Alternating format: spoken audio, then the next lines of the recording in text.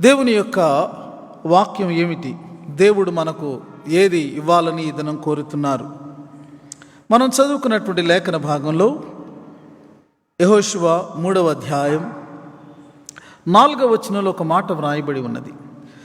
మీరు వెళ్ళు త్రోవ మీరింతకు ముందుగా వెళ్ళినది కాదు, మీరు దానిని గుర్తు పట్టవలెను అని వ్రాయబడి ఉంది.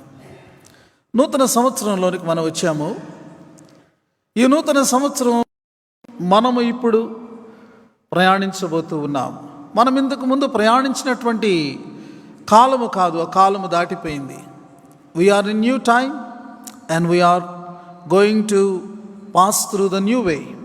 నూతన కాలము, నూతన మార్గములో మనము వెళ్ళవలసినటువంటి వారంగా ఉన్నాము. గత అనుభవాలు, గత పరిస్థితులు మించి చాలా డిఫరెంట్గా, క్రొత్తగా, లేకపోతే మరి వాటికి భిన్నమైనటువంటి వాటిని మనము ఎదుర్కొనవలసినటువంటి వారముగా, ఎదుర్కొనేటటువంటి వారముగా ఉన్నామని మనం తెలుసుకోవాలి. కాబట్టి ఇలాంటి పరిస్థితుల్లో మనకు ఏ రోజు ఏది మన కొరకు సిద్ధంగా ఉన్నదో, అది సంతోషమో దుఃఖమో మేలో కీడో మనం ఎరుగము. అయితే దేవుని వాక్యము ఏమంటుందంటే, మీరింతకు ముందుగా వెళ్ళినటువంటి త్రోవలో ఇప్పుడు మీరు వెళ్ళడం లేదు, కాబట్టి ఆ యొక్క మార్గాన్ని గుర్తుపడుతూ మీరు వెళ్ళగలగాలి అని దేవుడు మరి తన యొక్క సేవకుల ద్వారా నాడు ఇశ్రాయేలీయులకు తెలియచేశారు, నేడు మనకు కూడా తెలియచేస్తూ ఉన్నారు.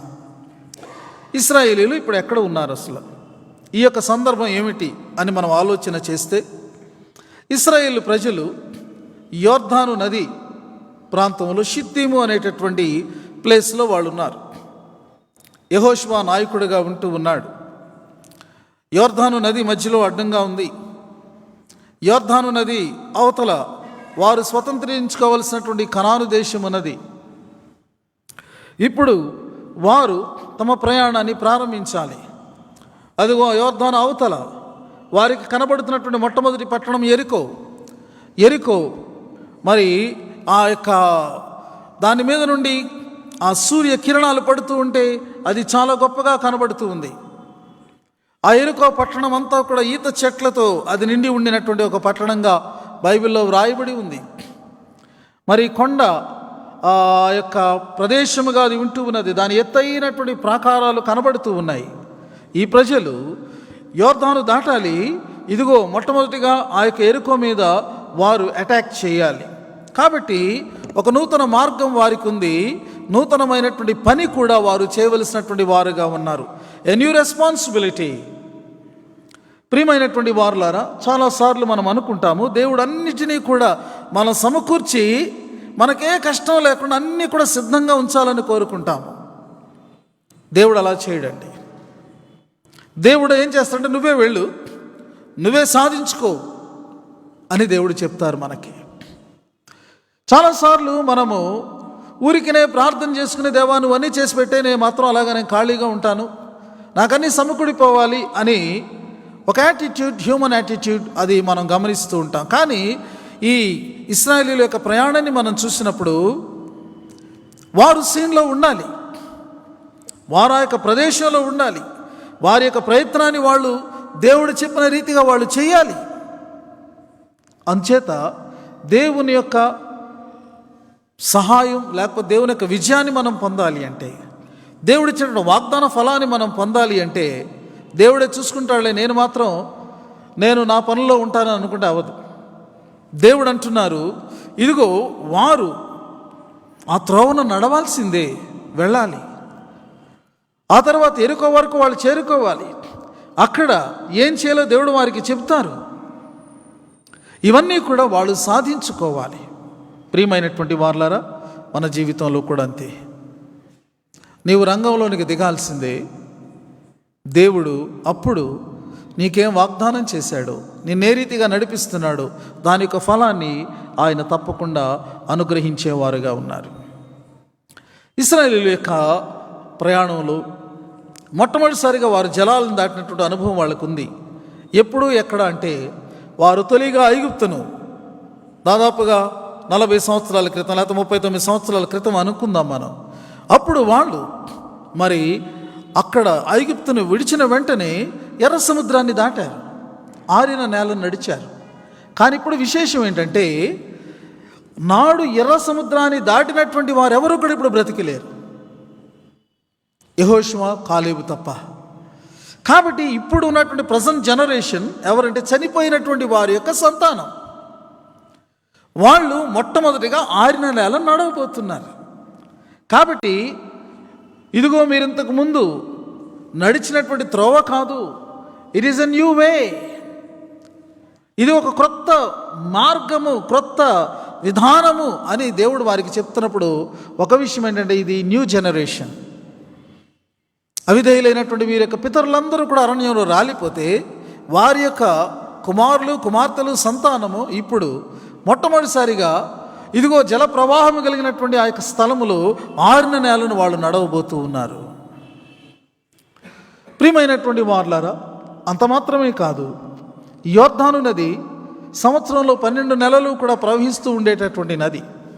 కాబట్టి యువతల నుంచి, యువతల గట్టు నుంచి అవతలకు వెళ్ళాలంటే ఒకవేళ వాళ్ళు పడవలను వాడుకోవచ్చు, కానీ ఎవరు కూడా ఆరిన నేలను నడిచినటువంటి వారు కాదు.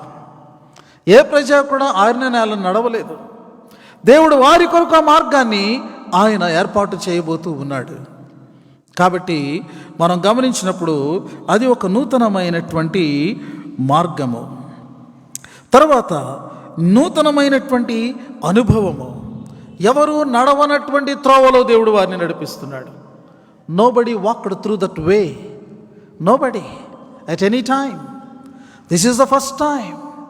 కాబట్టి దిస్ ఇస్ అన్ట్రాడెన్ వే, ఎవరు నడవనటువంటి త్రోవ. మనకు అలవాటు అయిపోయినటువంటి జీవితం మనకు విసుగు కలిగిస్తుంది. ప్రతి సంవత్సరం అదే రొటీన్ రొటీన్ రొటీన్ కాదు. మనం కూడా క్రొత్తదానాన్ని కోరుకుంటాం. మన దేవుడు క్రొత్తదానం మరింత అధికంగా ఆయన కోరుకుంటాడు. తన బిడ్డలు ఇంతకుముందు పొందనటువంటి దివ్యమైనటువంటి అనుభవాలు ఆయన వారికి ఇవ్వాలనుకుంటాడు. ఎవరు చేయనటువంటి కార్యములను దేవుడు తన ప్రజల కొరకు చేయాలని, తన ప్రజల ద్వారా జరిగించుకోవాలని అనుకుంటాడు. మనమైతే ఒక విధానాన్ని పట్టుకుని ఇదే మా విధానం అండి, ఇదే మా పద్ధతి అండి అని మనం దాన్నే పట్టుకుని వేలాడుతూ ఉంటాం. ప్రజలకు విసుగు వస్తూ ఉంటుంది. ఇక చేసినదే చేస్తూ చేస్తూ చేస్తూ ఉంటే అందులో రుచి అనేటటువంటిది ఉండదు. కాబట్టి a new taste, a new experience, a new adventure, ఒక నూతనమైనటువంటి సాహసం దేవుడు ఆయన చేయించాలని కోరుతూ ఉన్నట్లుగా మనం చూడవచ్చు. ఇప్పుడు వారు దాటి ఫైట్ చేయాలి. They have to fight. అక్కడికి వెళ్ళి ఎరికో అక్కడ ఉంటే అక్కడ వారు యుద్ధానికి సన్నద్ధులై వెళ్ళాలి. నేను చేతులు ముడిచి కూర్చుంటాం, దేవా నువ్వు యుద్ధం చేసేయి అని అంటే కుదరదు. దేవుడు ఆ యొక్క యుద్ధ రంగంలోనికి మనం నడిపిస్తాడు. అక్కడికి వెళ్ళిన తర్వాత మనం చేయవలసింది ఆయన చెప్తాడు. విజయాన్ని ఇచ్చేటటువంటిది ఆయనే, వాడుకునేటటువంటిది మాత్రం మనల్ని. మనం దేనైనా స్వాధీనపరుచుకోవాలి అంటే, దేనైనా స్వతంత్రించుకోవాలి అంటే, దేనైనా పొందుకోవాలి అంటే దేవుడు మనల్ని రంగంలోకి వెళ్ళమంటాడు. అక్కడ నువ్వు చేయవలసినటువంటి నీ పోరాటాన్ని నువ్వు మొదలు పెట్టాలి. దానికి ఫలితాన్ని ఇచ్చేవాడు ఆయనే. కానీ నిన్ను ఆయన వాడుకుని ఇదిగో నేను ఇందులో పాలిభాగస్తురాలనై ఉన్నానని ఒక గొప్ప సాటిస్ఫాక్షన్ని లేకపోతే గొప్ప హ్యాపీనెస్ని ఇచ్చేటటువంటి వాడుగా ఆయన ఉంటూ ఉన్నాడు. ప్రియమైనటువంటి వారులారా, ఇక్కడ మనం గమనించినప్పుడు దేవుడు వారితో చెప్పారు ఏమిటి అంటే, మీరు వెళుతూ ఉన్నప్పుడు మీ ముందు యెహోవా నిబంధన మందసం వెళుతుంది. సర్వలోకనాథుని మందసం అని దానికి పేరు ఇవ్వబడింది. ఈ నిబంధన మందస్సము ముందుగా యాజకులు మోసుకుని వెళుతుంటారు. యాజకులు మోసుకుని వెళుతున్నప్పుడు వారికి ఫాలో అయ్యే వారికి మధ్యలో ఎంత డిస్టెన్స్ ఉండాలో కూడా దేవుడు స్పెసిఫిక్గా ఇక్కడ తెలియచేసినట్లు మనం చూడొచ్చు. ఏమని చెప్పారు 4వ వచనంలో, మీకును దానికిని దాదాపు 2000 కొలమూరల ఎడమ ఉండవలెను. మీరు మరీ దగ్గరికి వెళ్ళిపోయి దాన్ని ఫాలో అయిపోకూడదు. ఆ డిస్టెన్స్ మెయింటైన్ చేయాలి. ప్రియమైనటువంటి వారులారా, దేవుడు ఎందుకు ఇలా చెప్పారు? What is the reason? ఈ ముందు వరుసలో ఉండేటటువంటి వారు సహజంగా యుద్ధ సన్నద్ధులైనటువంటి సైనికులుగా ఉంటారు. ఇప్పుడు వారు యోర్ధాను దాటి లేకపోతే యోర్ధాను గుండా వాళ్ళు శత్రు శిబిరంలోనికి లేకపోతే శత్రు స్థావరంలోనికి వాళ్ళు ప్రవేశించబోతూ ఉన్నారు. కానీ వారి ముందు వెళుతూ ఉన్నటువంటిది దేవుని యొక్క మందసం. దేవుని మందసాన్ని మోసేటటువంటి వారు యాజకులు. వారి దగ్గర ఆయుధాలు ఏముండవు. ఆయుధాలు లేకుండా ఈ యొక్క మందసాన్ని మోసుకుని వెళుతున్నటువంటి ఆ యొక్క యాజకులు వెళితే ప్రమాదం కదా, అపాయం కదా అని అనుకునేటటువంటి ఆలోచన ఉంటుంది. కానీ ఇక్కడ దేవుడు ఏమి చేయదలుస్తున్నాడంటే, తన ప్రసన్నతను చాటి చెప్పేటటువంటి తన నిబంధన మందసాన్ని మనుషులెవ్వరూ కాపాడనవసరం లేదు. No human protection is needed for the divine presence. దేవుని యొక్క ప్రసన్నతను కాపాడడానికి, ప్రొటెక్ట్ చేయడానికి శత్రువుల నుండి ఏ మానవ సహాయం అవసరం లే. చాలా గొప్ప సంగతి ఇది. ప్రియమైనటువంటి వారులారా, క్రైస్తవ సంఘాన్ని కాపాడడానికి మనుషులేం ప్రయత్నం చేయక్కర్లా. మనుషులు లోబడితే చాలు, క్రైస్తవులు లోబడితే చాలు. దేవుడు తన సంఘాన్ని ఎలా కాపాడుకోవాలో ఆయనకు తెలుసు. క్రైస్తవ మతం లేకపోతే ఒక విశ్వాసం ఉందంటే దీన్ని మనం కాపాడుకోవాలి, మనమే అనుకోకర్లా. You need not protect the Christian faith, you keep the Christian faith. Protector is he. ఈ క్రైస్తవ విశ్వాసాన్ని, సంఘాన్ని, మతాన్ని మనం కాపాడుకోకర్లా. మనిషి ఏమి దాని కొరకు కంకణం కట్టుకోకర్లా. చాలామంది అంటారు మన మతాన్ని మనం కాపాడుకోవాలి, లేకపోతే వేరే వాళ్ళు వచ్చి దాన్ని డామినేట్ చేసి అందరిని లాగేసుకుంటారని వాళ్ళకి భయం ఉంది. మనకు లేదండి. అందుచేత ఒకవేళ యుద్ధ సన్నద్ధులైనటువంటి మెరికల్ లాంటి సైనికులున్నా they are almost away, very far away from the ark of the covenant. చూసారా, ఇది ఒక రీజన్. రెండవ రీజన్ ఏంటంటే, ఇంత డిస్టెన్స్ ఎందుకు మెయింటైన్ చేయాలి అంటే, వీరు స్పష్టముగా మందసము వెళుతున్నటువంటి ఆ యొక్క మార్గాన్ని గమనించగలగాలి. దగ్గరగా దాని మీద పడిపోతూ ఉంటే ప్రజలు దానిని గుర్తుపట్టలేరు. క్రైస్తవ విశ్వాస జీవితంలో ఒక సత్యాన్ని మనం తెలుసుకోవాలి. ఏంటంటే, దేవుని యొక్క చిత్తానికి మనము పరిపూర్ణముగా లోబడవలెను. దేవుని చిత్తమును ఎరిగిన వారముగా మనం ఉండవలెను. కొంతమంది ఒక 4 మాటలు చెప్పి ప్రసంగం కాకముందే ఒక కంక్లూషన్కి వచ్చేసేవాళ్ళు కొంతమంది ఉంటారు. కొన్నిసార్లు పెద్దలు చెప్తూ ఉంటారు, ఒరే పూర్తిగా నేను చెప్పేది వినరా అంటారు. ఎందుకంటే వీడు వినకముందు పరిగెత్తుకెళ్ళిపోతూ ఉంటాడు ఆ పని చేసేయడానికి. దానివల్ల ఎన్నో నష్టాలు, ఎన్నో రకాలైనటువంటి సమస్యలు తలెత్తుతూ ఉంటాయి. కాబట్టి వారు స్పష్టంగా చూడాలి అంటే ఈ డిస్టెన్స్ మెయింటైన్ చేయబడాలి.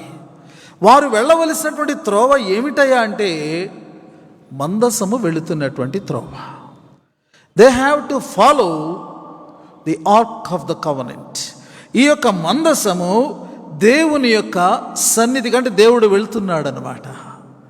దేవుని యొక్క వెనుక స్పష్టముగా ఆయనను గుర్తించుచు, స్పష్టముగా ఆయనను గమనించుచు, ఆయనను వెంబడించేటటువంటి వారుగా మనము ఉండవలసినటువంటి వారముగా ఉంటూ ఉన్నాం. ప్రియమైనటువంటి వారులారా, క్రైస్తవ విశ్వాసపు నడత అజ్ఞానముతో కూడుకున్నటువంటిది కాదు, ఆవేశముతో కూడుకున్నటువంటిది కాదు, లేకపోతే సగము విని వేగిరపడి వెళ్ళేటటువంటిది కానే కాదు. అందులో పేషెన్స్, ఓర్పు ఉన్నది. తర్వాత పూర్తిగా అవగాహన చేసుకునే పరిస్థితి ఉన్నది. సావధానంగా వెంబడించేటటువంటి పిలుపు కూడా అందులో ఉన్నదండి. ఇవన్నీ చాలా అవసరం. చాలా కాలం నుండి క్రైస్తవులుగా ఉన్నటువంటి వారు కూడా కొన్ని బైబిల్ సంబంధమైన విషయాలు చెప్తున్నప్పుడు అలాంటి బైబిల్ తెలుసా అని మనకు అనిపిస్తుంది. ఎందుకంటే సగమే తెలుసుకుంటున్నారు. పరిశీలన చేయడం లేదు, దానిని గ్రహించుకోవడం లేదు. అందుకని అనేక సార్లు చూడండి, బైబిల్ చదివినప్పుడు కూడా చాలా పరిచయమైనటువంటి వాక్యాలు కూడా శుద్ధ తప్పులు చదువుతూ ఉంటారు.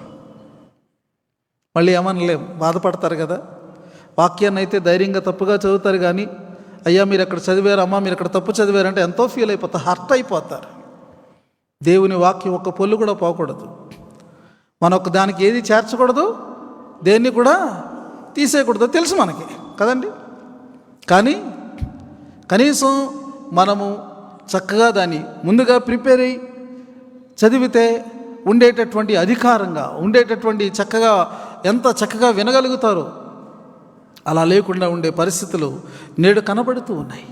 హేస్టీనెస్, త్వరపడేటటువంటి పరిస్థితి. కానీ ప్రియమైనటువంటి వాళ్ళారా, దేవుడు చెప్పారు డిస్టెన్స్ మెయింటైన్ చేయండి. అబ్జర్వ్, ఆ ఆర్క్ వెళుతూ ఉన్నటువంటి ఆ యొక్క నిబంధన మందస్సు వెళుతున్నటువంటి మార్గాన్ని మీరు గమనించుకుంటూ వెళ్ళండి. ప్రియమైనటువంటి వాళ్ళారా, ఇప్పుడు నిబంధన మందసం నాడు ఒక పెట్టె అయితే, ఈనాడు నిబంధన మందసం మన యేసుక్రీస్తు ప్రభువేనండి. ఆయననే మనం వెంబడించాలి. నిబంధన మందసంలో ఏముంటాయో తెలుసా? మన్నా కలిగిన బంగారు పాత్ర ఉంటుంది, 10 ఆజ్ఞల పలకలు ఉంటాయి, చిగురించినటువంటి అహరోను కర్ర ఉంటుంది. ఈ 3 వస్తువులు ఉంటాయి. యేసుక్రీస్తు జీవాహారం, యేసుక్రీస్తు దేవుని యొక్క ధర్మశాస్త్రము ఆయనలో నెరవేర్పు పొందింది. యేసుక్రీస్తు చిగురించిన అహరోను కర్రవలే మరణము నుంచి పునరుద్ధానుడైనటువంటి వాడు. He is our ark of covenant. ఆయనను వెంబడించుటకు నిశ్చయించుకొనవలెను, ఆయనను గమనిస్తూ. అందుకని పేతురు ఏం రాస్తాడంటే, మనము అనుసరించినట్లు క్రీస్తు తన అడుగు జాడలను మన కొరకు ఉంచి పోయెను. Footsteps of Jesus are there. ఆయన నడిచిన విధానము, ఆయన జీవించిన విధానము, ఆయన మాట్లాడిన విధానము, ఆయన వ్యవహరించిన విధానము అన్నీ కూడా అడుగు జాడల వలె దేవుడు తన వాక్యంలో, సువార్తలలో మన కొరకు భద్రపరిచి ఉంచారు. Follow the pattern of the life of Jesus. యేసుక్రీస్తు యొక్క జీవన విధానాన్ని అవలంబించడానికి మనము ఆయత్తం కావాలి. ప్రియమైనటువంటి వార్లారా, యాజకులు ఆ యొక్క నిబంధన మందసాన్ని వారు తీసుకుని ఏం చేశారు అంటే, యోర్దాను నది లోనికి వారు అడుగుపెట్టి, ఆ తరువాత యోర్దాను నది మధ్యలోనికి వెళ్ళి వాళ్ళు నిలిచారు. యోర్దాను నది అంటే మామూలు ఏదైనా చిన్న మనకి ఏది పాదాలు మునిగి అంత అని అనుకునేరు, కానీ కాదు. అది ఉత్తరము నుండి, ఉత్తర ప్రాంతము నుండి కూడా అక్కడ పర్వతాలు ఉంటాయి, దాని మీద నిత్యము కూడా మంచు ఉంటుంది, హిమాలయ మౌంటైన్స్ లాగా. ఆ యొక్క మంచు కరిగి ఉత్తరము నుండి హైట్లోంచి లో లెవెల్కి అది ప్రవహిస్తూ ఉంటుంది. రెండవది ఏంటంటే, ప్రస్తుతం ఇశ్రాయేలీయులు దాటిపోయేటటువంటి కాలమును గురించి ఏమని వ్రాయబడి ఉందంటే, కోతకాలమంతయు 14వ వచనం, 3వ అధ్యాయం 14వ వచనం, కోతకాలమంతయు యోర్దాను దాని గట్లన్నిటి మీద పొర్లి పారును. చాలా ఉధృతంగా, వేగముగా, పూర్తి స్థాయిలో యోర్దాను ప్రవహించేటటువంటి కాలము అది. అయితే ఏమి జరిగింది? 13వ వచనంలో మనం చూస్తే, సర్వలోకనాథుడు యెహోవా నిబంధన మందసమును మోయు యాజకుల అరకాళ్ళు యోర్దాను నీళ్లను ముట్టగానే, యోర్దాను నీళ్లు అనగా ఎగువ నుండి పారు నీళ్లు ఆపబడి ఏకరాశిగా నిలుచును అనేటటువంటిది దేవుడు చెప్పినటువంటి మాట. వాళ్ళ కళ్ళ ఎదురుగుండా ఏంటంటే, ఉరకలు వేస్తూ ఒక వరద వలె ఉధృతంగా పారుతున్నటువంటి నది. దేవుడు యెహోషువతో చెప్పారు, యాజకులతో చెప్పమని. యెహోషువ యాజకులతో చెప్తే యాజకులు వింటారు? అసలు యెహోషువ దాన్ని నమ్మగలిగే పరిస్థితి ఉందా? కానీ నమ్మాలి. ఇది విశ్వాసయాత్ర. నీ కళ్ళ ఎదురుగుండా ప్రస్తుత పరిస్థితి అడ్డుగా ఉంది, ఉధృతంగా ఉంది, ఉరకలు వేస్తూ వెళుతుంది, వరద వలె వెళుతూ ఉంది, with full of force, power. Speed. ఇదేంటిది? ఇందులోకి వెళ్ళి వాళ్ళని నేను నిలబడమంటే ఆ నీళ్ళు ఆగిపోతాయా? ఎలా ఆగుతాయి? పైనుంచి వస్తున్న నీళ్ళు. మనిషికి ఎన్నో ప్రశ్నలు ఉంటాయి. సరే, యాజకులకు చెప్తే ఏంటయ్యా యెహోషువ, మమ్మల్ని అందరూ నిలబడమంటే మేము కొట్టుకుపోము, ఆ యొక్క వేగానికి మేము కొట్టుకుని వెళ్ళిపోము, మేము కొట్టుకుని వెళ్ళిపోతాం, ఈ యొక్క యెహోవా నిబంధన మనసు కూడా కొట్టుకుని వెళ్ళిపోద్ది. నువ్వేళ్ళేంటి మమ్మల్ని మధ్యలో నిలబడమంటావు? ప్రియమైన వారలారా, every step a step of faith. ప్రతి అడుగు కూడా విశ్వాసపు అడుగు. ఎవరు మాట్లాడారు ఇక్కడ? దేవుడు మాట్లాడాడు. మనిషి మాటలు కాదవి. నీవు అడుగు వేయి అంతే. ఎదురుగా ఉన్నటువంటి అడ్డులను, ఎదురుగున్న ఆటంకాలను, ఎదురుగా ఉన్న సమస్యలను, ఎదురుగా నీవుగా పరిష్కరించగలేనటువంటి ఆ యొక్క బలమైనటువంటి వాటిని నీవు చూస్తూ ఆగిపోకు. నీ వెనుక దేవుని వాక్కు నీకు వినబడుతూ ఉన్నది. ఆ మాట యందు విశ్వాసం ఉంచు. యెహోషువ నమ్మాడు. చాలా చాలా క్యాజువల్గా, నార్మల్గా, అయ్యా మీరు వెళ్ళి నిలబడమని దేవుడు చెప్తున్నాడు. యాజకులు కూడా ఆటోమేటిక్గా మందసాన్ని తీసుకుని వాళ్ళు మరి యోర్దాను దాటుటకు వారు బయలుదేరుతూ ఉన్నారు. ప్రియమైనటువంటి వారలారా, ఇలా విశ్వాసాన్ని మనము ఉంచకముందు ఇంకొక ముఖ్యమైనటువంటి విషయాన్ని దేవుడు ఆజ్ఞాపూర్వకంగా ఇచ్చాడు. 3వ అధ్యాయం 5వ వచనంలో చూస్తే, మరియు యెహోషువ, రేపు యెహోవా మీ మధ్యను అద్భుత కార్యము చేయను గనక మిమ్మును మీరు ఏం చేసుకోమన్నారండి? పరిశుద్ధపరచుకొనుడి అని చెప్పారు. People are anxious about the miracles. మాకు అద్భుతాలు జరిగిపోవాలి, వాళ్ళకి జరగట్లేదు, వీళ్ళకి జరగట్లేదా, వాళ్ళకి జరగట్లేదా అని అద్భుతాలు పొందుకోవడానికి ఆతృత పడుతున్నారు. What is the condition behind? దాని వెనుక ఉన్నటువంటి ఒక మరి షరతు ఏమిటి అంటే, మిమ్మల్ని మీరు పరిశుద్ధపరచుకోనండి. పరిశుద్ధపరచుకోవడం అంటే ఏంటో తెలుసండి అర్థం? దేవునికి మన జీవితాలు ట్యూన్ చేసుకోవడం అన్నమాట. మన జీవితాలు దేవునికి అనుకూలమైనటువంటి జీవితాలుగా మన జీవితాలను మనము దేవునికి అంకితం చేసుకోవడం. ఎప్పుడు వరకైతే మన జీవితాలు దేవునితో ట్యూన్ అవ్వకుండా ఉంటాయో ఆ జీవితం అపశృతిలా ఉంటుంది అన్నమాట. ఎన్నో వాయిద్యాలు వాయించినప్పుడు వాయిద్యకారులు శృతి చేసుకుంటారు, ట్యూన్ చేసుకుంటారు. ఒక 10 ఇన్స్ట్రుమెంట్లు ఉండనివ్వండి, 20 ఇన్స్ట్రుమెంట్లు ఉండనివ్వండి, అన్నీ కూడా వాయించినప్పుడు అవి శృతి చేయబడి ఉన్నాయి కాబట్టి ఒకే రాగము, మధురమైన రాగం బయటకు వస్తుంది. 20 వాయిద్యాలు 20 వివిధమైన శృతుల్లో ఉన్నాయనుకోండి, కర్ణకఠోరమైనటువంటి ఆ యొక్క శబ్దాన్ని మనం వినలేము. ఎప్పుడైతే మన జీవితాలు దేవునితో శృతి చేయబడతాయో, ట్యూన్ చేయబడతాయో, దేవునితో ఐక్యమవుతాయో, ప్రియమైన వారలారా, పరిశుద్ధపరచబడటం అంటే అదేనండి అర్థం. నీ జీవితం దేవునికి అంగీకారయుతమైనటువంటిదిగా ఉండాలి. నీ ఎదుట ఉన్నటువంటిది యోర్దాను నది ఉరకలు వేస్తూ వెళ్తుంది, దాన్ని నువ్వు అడ్డగించలేవు, కానీ నువ్వు దాన్ని దాటాల్సిందే. ఒకవేళ నీ శక్తితో, నీ జ్ఞానంతో, నీ బలంతో వెళ్ళాలి అనుకుంటే కనుక కొట్టుకొని పోతావు. ఎందుకంటే ఈ మార్గంలో ఎవరు ఇంతకుముందు పయనించలేదు. దేవుడు నేను ఒక నూతన మార్గంలో నడిపించబోతున్నాడు. Sanctify your selves. మిమ్మల్ని మీరు పరిశుద్ధపరచుకునడి. అవును, ఇశ్రాయేలీయులు ఒకప్పుడు అక్కడ గొర్రెపిల్ల రక్తంలో వారు కడుగుబడినటువంటి వారే. ఐగుప్తును విడిచి వచ్చినప్పుడు అక్కడ గొర్రెపిల్ల రక్తము మరి వారి కొరకు చిందించబడింది. వారు కడుగుబడినటువంటి వారే, ఆ యొక్క రక్తము ఇలా వారు దాగినటువంటి వారే. కానీ అనుదిన జీవితంలో you have to sanctify your selves. ఈ అనుదిన జీవితంలో నిన్ను నీవు పవిత్రపరచుకోవాలి. అనుదిన జీవితంలో దేవునికి అంగీకారయుతంగా నీ జీవితం ఉండనట్లు నీవు దేవునికి అనుకూలంగా నీ జీవితం. ఏంటండి దేవునిలోకి వచ్చిన తర్వాత ఏమీ రావట్లేదు అని కొంతమంది అంటారు. అప్పుడు ఉన్నటువంటి ఆ యొక్క ఆత్మీయ ఉన్నటువంటిది ఇప్పుడుందా? ప్రియమైనటువంటి మిరకల్, ఒక అద్భుతాన్ని ఆటంకాలు ఉన్నాయో అది ఏ విధమైనటువంటివో కొనండి. ఇదిగో ఆ మందసాన్ని, దేవుని సన్నిధిని మీరు గుర్తుపట్టండి. ఆశ్చర్యంగా ఉంటుంది. పైనుండి ఉధృతంగా ప్రవహిస్తున్నటువంటి యోర్దాను నది ఏమైంది?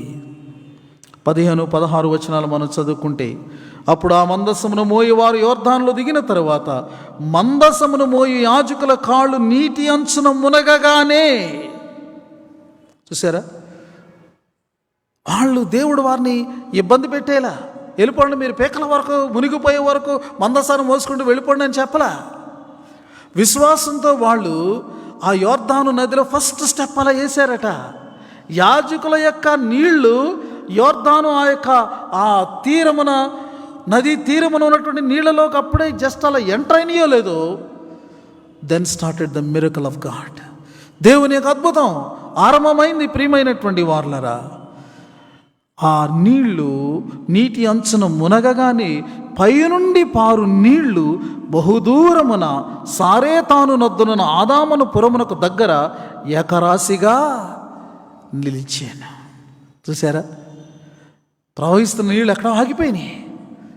పైనుంచి నీళ్ళు ప్రవహించుకుంటూ వస్తున్నాయి, కానీ అక్కడ ఏకరాశికి అక్కడ ఆగిపోవడం ఇదే మొదటిసారి అంటారు. ఆ ప్రవాహం ఆగిపోయింది. Everything is now dry land. దేవుడు ప్రవాహాలను ఆపగలడు, సమస్యల ప్రవాహాలను ఆపగలడు. మన మీదకు అడ్డంకులుగా వచ్చేటటువంటి అడ్డంకులను ఆయన ఆపగలడు, ఏకరాశిగా ఆపేయగలడు. That is the power, that is his will, that is his love, that is his purpose, that is his plan. తన ప్రజల కొరకు ఉన్నటువంటి అద్భుతమైనటువంటి ప్రణాళిక మనము చూడగలుగుతూ ఉన్నాము. 4వ అధ్యాయం 18వ వచనంలో ఈ రీతిగా వ్రాయబడి ఉన్నది. యెహోవా నిబంధన మందస్సమును మోయి యాజకులు యోర్దాను నడుము నుండి ఎక్కి వచ్చినప్పుడు ఆ యాజకుల అరకాళ్ళు పొడి నేలను నిలవగానే యోర్దాను నీళ్లు వాటి చోటికి ఎప్పటి వలనే మరలి దాని గట్లన్నిటి మీద పొర్లి పారాను. ఏదో ఇతర కారణాల వల్ల నీళ్లు ఆగిపోయినాయి అని చెప్పడానికి లేదు. వాళ్ళు పొడి నేల మీదకి రాగానే ఏమైందంటండి, మరలా ఆ యొక్క రాశి అంతా కూడా ఒక్కసారి కింద పడి గట్లన్నిటి మీద పొర్లిపారి అంత ఉధృతంగా అది ప్రవహించడం మొదలుపెట్టింది. నది మధ్యలో దేవుని యొక్క మందస్సము అది ఉన్నదండి. 3వ అధ్యాయం 11వ వచనంలో చూడండి, ఈ రీతిగా వ్రాయబడి ఉన్నది. 10 నుంచి చదువుతున్నారు. సర్వలోక నాదుని నిబంధన మందస్సు మీకు ముందుగా యోర్దాను దాటబోచున్నది గనుక జీవము గల దేవుడు మీ మధ్య ఉన్నాడని, ఆయన నిశ్చయముగా మీ ఎదుటి నుండి కనానీయులను, హిత్తీలను, హివ్వీలను, పెరిజీలను, కెర్గాషీలను, అమోరీలను, యెబూసీలను వెళ్ళగొట్టనని దీనివల్ల మీరు తెలుసుకొందరు. యోర్దాను నది మధ్యలో దేవుడు మందసాన్ని అక్కడ ఉంచమని చెప్పినటువంటి కారణం ఏంటో తెలుసా? ఇప్పుడున్నటువంటి ఈ యొక్క యోర్దాను నది ఆగడం మాత్రమే కాదు, అవతల వారు జయించవలసినటువంటి బలమైనటువంటి 7 జనాంగాలు ఉన్నాయి. వారందరినీ జయించి ఆ దేశమంతటినీ స్వాస్థ్యంగా వాళ్ళు పొందుకోవాలి. ఇదిగో నేను మీ మధ్యలో ఉన్నాను, ఈ యొక్క యోర్దాను నీళ్లను ఆపగలిగినటువంటి నేను మీకు అక్కడ కూడా జయం ఇవ్వగలను అని దేవుడు ముందుగానే అక్కడ అద్భుత కార్యం చేయడం ద్వారా వారిలో ఒక విశ్వాసాన్ని నింపుతూ ఉన్నారన్నమాట. వారి జీవితంలో ఇదిగో వారు చేయవలసినటువంటి కార్యంలో నేను మీకు తోడుగా మీ మధ్యలో ఉంటాను. You are going to win. మీరు విజయం సాధించబోతున్నారు. జీవము గల దేవుణ్ణి నేను మీ మధ్యలో ఉండబోతున్నాను. ఎంత ఆశ్చర్యం! దేవుడేదో అడపాదడప ఒక సమస్యాన్ని తీర్చే, మనల్ని ఏదో చిన్న సంతోషాలతో సంతృప్తిపరిచే దేవుడు కాదండి. ఇప్పుడు ఒక అద్భుతం జరుగుతుందంటే అది ఇంకా ఎన్నో అద్భుతాలకు అది ముందుగానే ఒక ముంగురుతుగా ఉన్నట్లుగా మనము చూస్తూ ఉన్నాం. ప్రియమైనటువంటి వార్లారా, అదే రీతిగా ఇశ్రాయేలీయులు నది దాటారు, అవతలకు వెళ్ళారు, ఆ దేశాన్ని వారు స్వాధీనపరుచుకున్నారు. ఈ సంవత్సరాన్ని మనం స్వాధీనపరచుకోవాలి, దీవెనకరమైన సంవత్సరంగా చేసుకోవాలి. దేవుని మేలులు, అద్భుతాలు మన జీవితంలో నింపుకునే సంవత్సరంగా చేసుకోవాలి. ఇంతకుముందు ఈ సంవత్సరంలో మనం జీవించలేదు. ఇదే మొదటిసారి మనం ఈ కాలంలో మనం ప్రయాణం చేస్తూ ఉన్నాము. మందసాన్ని గుర్తించు, నీవు పరిశుద్ధపరచుకో, ప్రిపేర్ యువర్ సెల్ఫ్, నీ యొక్క మనసును స్థిరపరచుకో. నీవు ముందుకు వెళ్ళి నీవు చేయవలసినటువంటి దేవుని పని ఉన్నది, నీ కొరకు నీవు సాధించుకోవలసినటువంటిది ఉన్నది. దాని కొరకు రంగంలోనికి దిగాలి. వాడు నది దాటినటువంటి కాలాన్ని గురించి కూడా ఇక్కడ చక్కగా వ్రాశాడండి. 4వ అధ్యాయం 19వ వచనం చూస్తే, మొదటి నెల 10వ తేదీన జనులు యోర్దానులో నుండి ఎక్కి వచ్చి యెరికో తూర్పు ప్రాంతమందలి గిల్గాలులో దిగారని వ్రాయబడింది. మొదటి నెల, మనకు మొదటి నెల జాన్యువరి, ఇదే కదండి. దేవుడు మొదటి నెలలోని వారి సంవత్సరంలో మొదటి నెలలో వారిని ఎంతగా ఆయన బలపరిచారు. తన మహిమను, తన శక్తిని ఆయన వారికి చూపించి, ఇదిగో ఇక మీరు వెళ్ళబోయేటటువంటి మార్గం అంతటిలో, మీరు చేయబోయే యుద్ధాలన్నిటిలో నేను మీ మధ్యలో ఉంటాను. నేను ఈ భూభాగాన్ని మీకు ఇస్తాను. ఇది మీ స్వాస్థ్యం. నేను మీ కొరకు ఏర్పాటు చేసినటువంటి వాగ్దాన దేశం, పాలు తేనెలు ప్రవహించే దేశం. ప్రియమైన వారలారా, ఈ వార్తలు వినే నాటికి అన్నీ అలాగే స్తబ్దంగా ఉన్నాయండి. కానీ వారు అడుగులు వేసుకుంటూ ముందుకు వెళ్ళినప్పుడు అన్నీ వారి కొరకు తెరుచుకున్నాయి. అన్నీ వారు విజయాలు సాధించగలిగారు. అన్నిటిని వారు స్వతంత్రించుకోగలిగారు. ఈ నూతన సంవత్సరం మనందరి జీవితాల్లో కూడా అలాగే ఉండినట్లు మనము కూడా ఆశిద్దాం, ప్రభువును ప్రార్థిద్దాం. పరిశుద్ధాత్మ దేవుడు మన వినికిడిలో ఈ వాక్యాన్ని ఫలింపచేయునుగాక. ఆమేన్. అందరం లేచి నిలిచి తలలు వంచి ప్రార్థన చేసుకుందాం. మహాపరిశుద్ధుడు, ప్రేమ కలిగిన మా ప్రియమైన తండ్రి, స్తోత్రం నాయనా. మీరెంతో గొప్ప దేవుడు తండ్రి. మీ బిడ్డలైన మమ్ములను మీరు నడిపించే మార్గాలు నూతనమైనవి. ఒక సాహసపూరితమైనటువంటి జీవితాన్ని మీరు మాకు ఇవ్వదలిచారు. స్తోత్రం తండ్రి. నాయన, యోర్దాను నది దాటడం ఎంతో గొప్ప విషయం. దాని తర్వాత వాగ్దాన భూమిని స్వాధీనపరచుకోవడం మరింత గొప్ప విషయం. ఇదిగో నేను మీతో ఉన్నాను అని నాడు ప్రజలకు మీరు చెప్పారు. నేడు మీరు మాతో చెప్తున్నారు. నాయన, మీ సన్నిధిని మేము మా మధ్యలో ఉంచుకోవాలి. మిమ్మల్ని కేంద్రముగా మేము కలిగి ఉండాలి. ఆయన పరిశీలన చేస్తూ అవగాహనతోనూ విధేయతతోనూ నాయన మిమ్మల్ని చూస్తూ మేము వెంబడించాలి. నాయన, ఏ దినానికి ఆ దినం మా జీవితాన్ని మేము శాంక్టిఫై చేసుకొని తండ్రి మీ చిత్తానికి లోబడాలి. ప్రియమైన తండ్రి, ఏదైనా వాక్యం అందరిలో నిలిచి నూరంతలుగా ఫలించాలి. ఈ సంవత్సరం నాయన మేము ఇంతకుముందు చూడని ఆశీర్వాదాలు, ఇంతకుముందు నాయన మేము రుచి చూడనటువంటి నాయన గొప్ప సంగతులు మేము చూడగలగాలి. నాయన వ్యక్తిగతంగా, కుటుంబంగా, సంఘంగా మేము చూడగలగాలి. అట్టి కృప దయచేయండి. హాజరైన ప్రతి ఒక్కరిని మీరు దీవించండి తండ్రి. తర్వాత జరగబోయేటటువంటి నాయన మరి ఇదిగో యొక్క ప్రేయర్ను కూడా మీరు ఫలభరితంగా ఉండనట్లు సహాయం దయచేయమని ప్రార్థన చేసి రాత్రి దీవులతో నింపమని యేసుక్రీస్తు అతి శ్రేష్టమైన నామంలో ప్రార్థించి వేడుకొంచున్నాము తండ్రి. ఆమెన్. పరలోకమందున్న మా తండ్రి, నీ నామం పరిశుద్ధపరచబడునుగాక, జీవం వచ్చునుగాక, నీ చిత్తం పరలోకమందు నెరవేర్చిన భూమి యందును నెరవేరునుగాక. మానుదిన ఆహారం నేడు మాకు దయచేయము. మా ఎడల అపరాధము చేసిన వారు మేము క్షమించున్న ప్రకారం మా అపరాధం క్షమించుము. శోధనలోనికి తేక దృష్టిని తప్పించుము. రాజ్యము, శక్తి, మహిమ నిరంతరము నీవైనవి తండ్రి. ఆమేన్. మన ప్రభు అయిన యేసుక్రీస్తు కృపయు, తండ్రి అయిన దేవుని ప్రేమయు, పరిశుద్ధాత్మ అన్యోన్య సహవాసము ఇప్పుడు సదా చేరిన మనకును, సంఘంలోని ప్రతి కుటుంబానికి, సర్వలోకంలో ప్రభువుని ప్రేమించు వారికి తోడయుండి నడిపించునుగాక.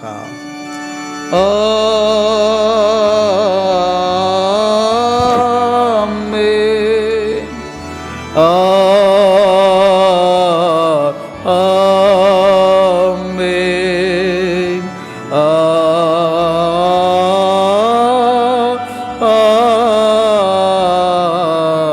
ఆమేన్.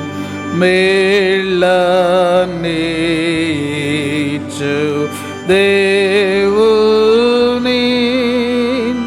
స్తుతించు సర్వ సృష్టియు,